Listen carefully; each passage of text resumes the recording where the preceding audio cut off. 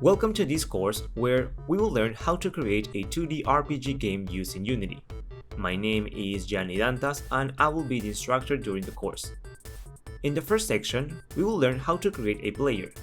We will add movement using the new input system package, then animations using blend trees, or a stat system using scriptable objects, then life, mana, experience, and more. In the next section, we will build our village using a very complete sprite package called Ninja Adventure. We will create 3 different areas: the main village, the enemy area, and finally the NPC area. We will continue with the creation of enemies. We will add a finite state machine system to give intelligence to our enemies. They will be able to move, detect, follow, and attack the player. To spice up the game, in the next section we add the ability to fight enemies, creating a combat mechanic using magic and melee weapons.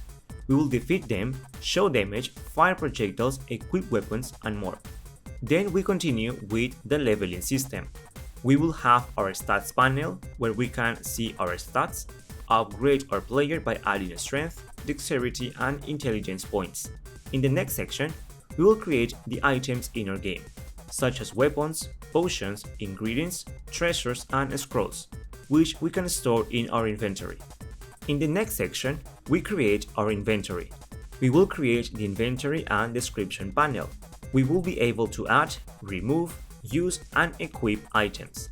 Then, we will add the option to save and load the inventory. After that, we will create the looting system. By defeating enemies, we will be able to open a new panel, where we will see the items that were dropped by each enemy. Then, we will create the dialogue system using scriptable objects. We will be able to create different dialogues for our NPCs. Then, we create our quest system. We will be able to create quests using scriptable objects. Finally, we will create our store.